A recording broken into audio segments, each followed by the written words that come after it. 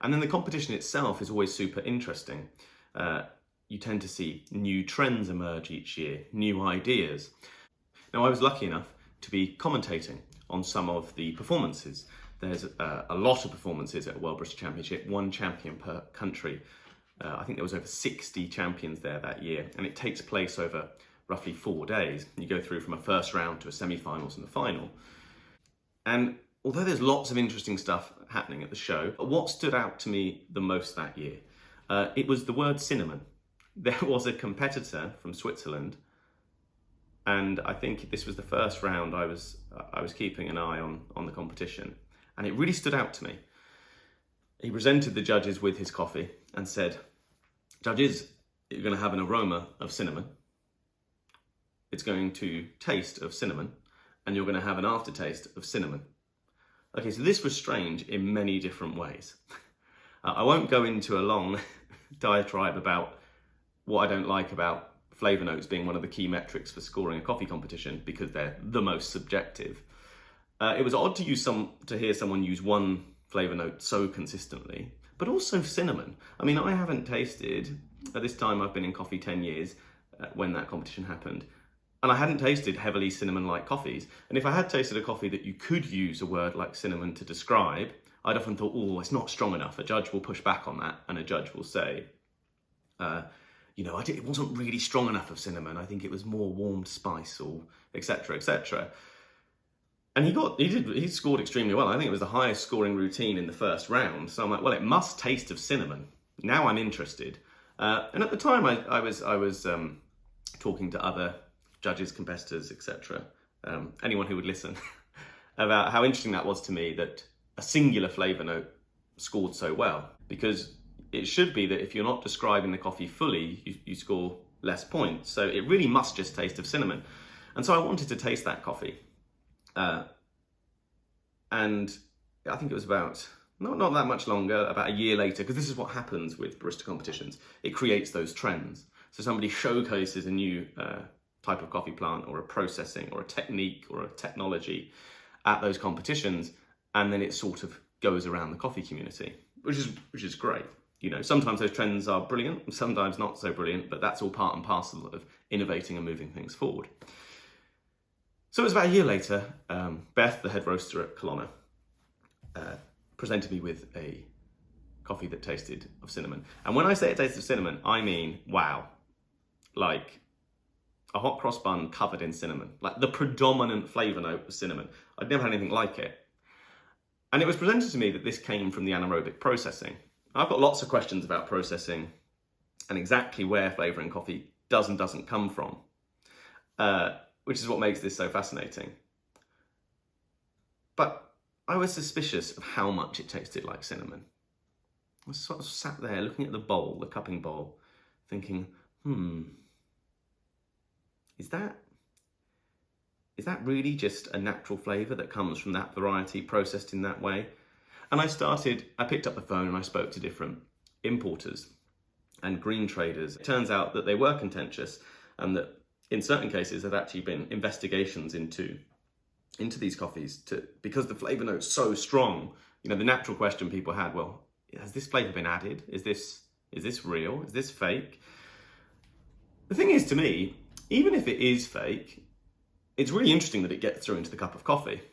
You process green coffee, you dry it down, you then roast it at really high temperatures, and the fact that that flavour translates all the way through, well, that's really interesting if it is fake. Like, how did you do it? It's not like a Nestle coffee where, you've added vanilla in with the ground coffee or hazelnut, etc. So that's very interesting, but I couldn't shake the feeling I had about it, which is it what it says it is?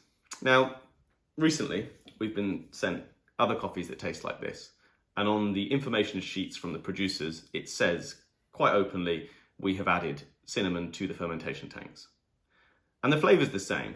And so those original coffees, whether they did have cinnamon added at the fermentation tank or not, it's kind of by the by. We might never know. I personally think to get a flavour that strong, I think that's what's happened.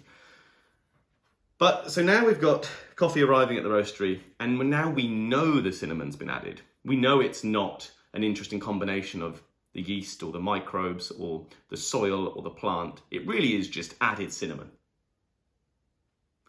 So how do we feel about this? Is it cheating? Is it fake? What is even natural coffee flavour? Now that question's hard to answer, right? Quite often in coffee, we talk about varieties, and pedantic people rightly point out it's not a variety, it's a cultivar. But I think varieties people understand, so it's a very accessible word to use. But the reason they're pointing that out is cultivar means that the type of coffee plant comes from human manipulation, human input, whereas a variety denotes a naturally occurring type of coffee plant in the wild. So you've got natural genetic diversity and then genetic diversity influenced by the hand of humans. So obviously I'm for that. Everything I'm doing is figuring out, okay, how can we have an impact on the coffee to make it taste better? But where do you really draw the line? What even is a natural flavour? I'll come back to the cinnamon in a moment. The other one that's really been on my mind has been water. Surprise, surprise. Water's really one of the things I've spent a lot of time looking into in coffee. But since we wrote the book in 2015, it became quite common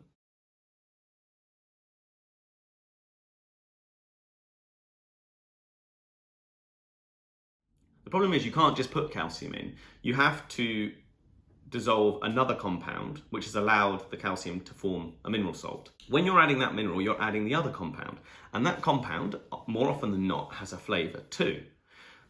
The magnesium sulfate, the Epsom salts, well, sulfates have a taste. There are some studies to show that humans don't seem to pick up on it or taste it until it's at quite a high concentration, but still it has a taste. So if you use magnesium sulfate instead of magnesium chloride, the taste is different. But the one that really got me is magnesium citrate. And that comes to the point where somebody goes, oh, I've made this water using magnesium citrate and I brewed the coffee with it, and the coffee is so fruity. And you sort of ask them which minerals they use, and you're like, well, I mean, it would be. You've put citrate in the water. So the magnesium is the manipulation of a naturally occurring mineral, whereas the citrate is, well, is that an artificial flavour, or is that okay? So the water mineral one is an interesting case to me, which is, what even is the true flavour of a cup of coffee?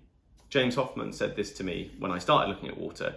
He said water unnerves him because it has such an impact. What is the true taste of that cup of coffee? I think you know the answer. There isn't a true taste of a cup of coffee. There's a range, but there's also a range where we become uncomfortable and we feel like it might be cheating or it might be unfair. And I think, let's compare other industries. Let's talk about beer, for example. So you could have a beer where the majority of the flavour of the beer has come from the combination of the hops and the yeast and the water and the malt. And you say, okay, well, these hops create a citric flavour, or these hops create a tropical flavour. And you taste it and you say, whoa, yeah, that is really amazing, isn't it? Those tropical notes coming just from those hops. Alternatively, someone could present you with a tropical fruit-driven IPA. And what they've actually done is put fruit in when they've been brewing the beer. So you go, okay, this one tastes of mango. Well, yeah, we put mango in. And so, obviously, if you're into beer, you might have different opinions about what should and shouldn't go into beer. But the thing is, it's fine. And I think that's because someone's been honest. They've been honest with where the flavours come from. And this idea when people say, well, flavour's flavour, the drink just speaks for itself, I just think that's not true at all. I think context is so important. And really, I think what I'm saying here is, do we want to add flavours to the coffee? Like obvious flavours to the coffee, A. But if we do, what's important is we know that's where the flavours come from. Part of the reason my team was so amazed by it, that cinnamon coffee when we first tasted one a couple of years ago, was we thought it had just come from the coffee.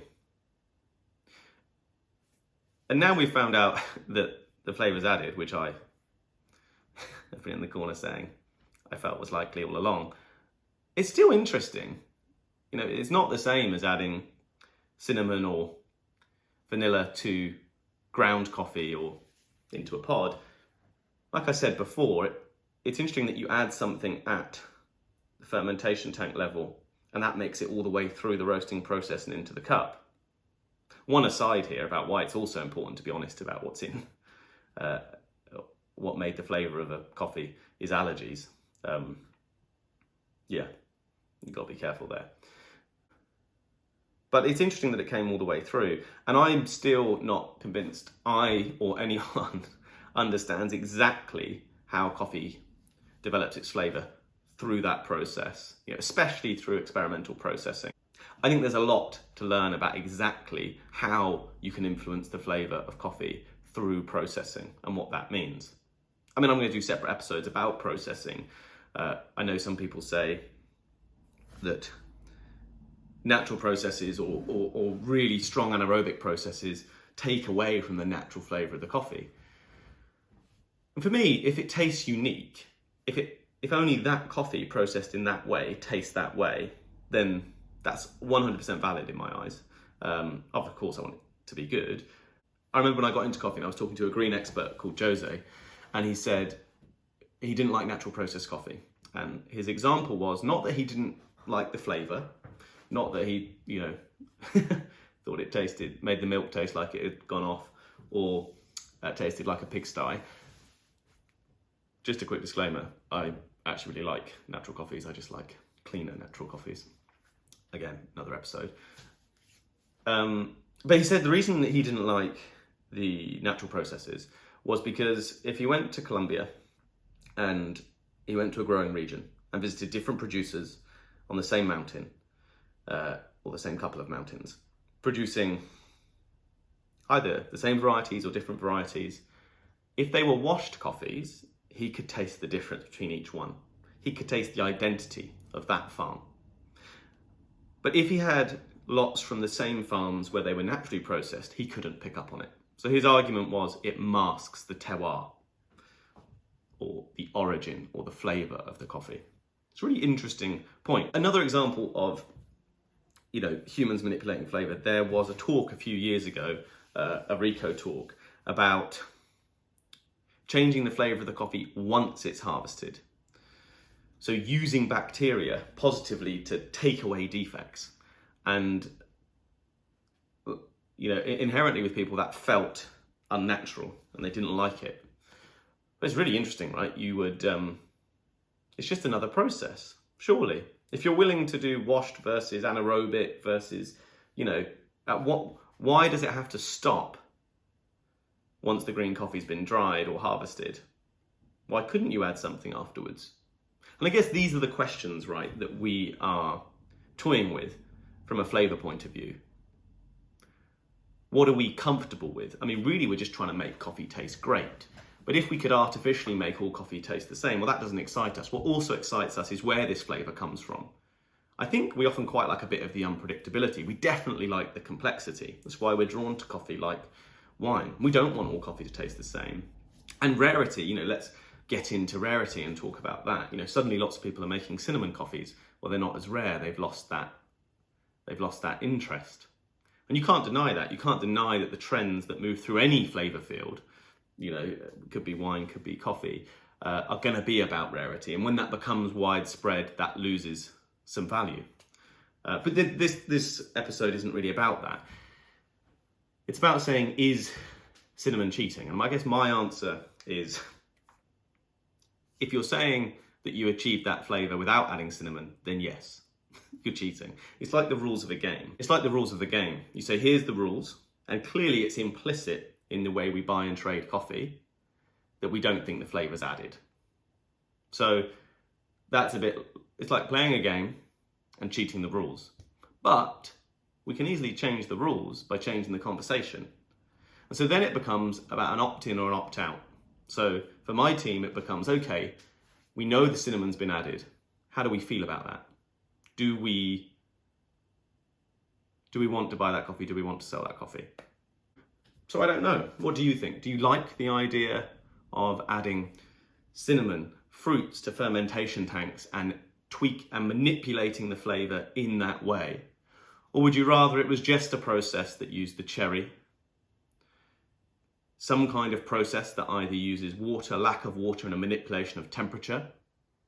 I mean, it's interesting, sorting coffee in a way is manipulating it. Obviously roasting is, that's what we're all trying to do, manipulate the flavour in the best possible way. As roasters, you often hear us saying, oh, we just want to showcase the amazing flavour of the coffee. And in a way, I feel like that's true because you can only work with what you're given. If that coffee tastes great, you got to give the majority of the credit to the green coffee, and often as a roaster, we just don't want to mess it up. But at the same time, pretending there is a pure way for that coffee to be roasted and tasted is rubbish. I know that at Kelowna, myself and Beth dictate how it's roasted. It's what we think is the best representation of that coffee is the one we like the taste of the most. And you can't get around that. But anyway, it's a question I really wanted to pose and explore because I think about it quite a lot. Where do we draw those boundaries? And I think the reality is there shouldn't be any boundaries. Within reason, you should be able to explore coffee in any way you like. But I just think you have to be clear about where the flavour came from. That has to be transparent. And then it's up to us as individuals or as a community, or, you know, this is a challenge for coffee competitions, right? What do you say when, if you know that as a competition, what do you put in the rules? No additional flavours at fermentation tanks. Interesting. The competition often has the hardest job with these questions because they have to make a rule around it. Whereas the rest of us can explore it. And actually that's one of what I think is the downside of the competitions is you set some rules one year and you don't know what's coming in the future. And then something comes, it doesn't fit into the rules, but maybe it should. It's one of the challenges of making rules for barista competitions. And I'd like to leave you with that question. Ask yourself, when do you think that the flavour profile of the coffee is authentic? Thank you very much. This has been Coffee with Maxwell. If you enjoy what I'm doing on this channel, please like, share and subscribe.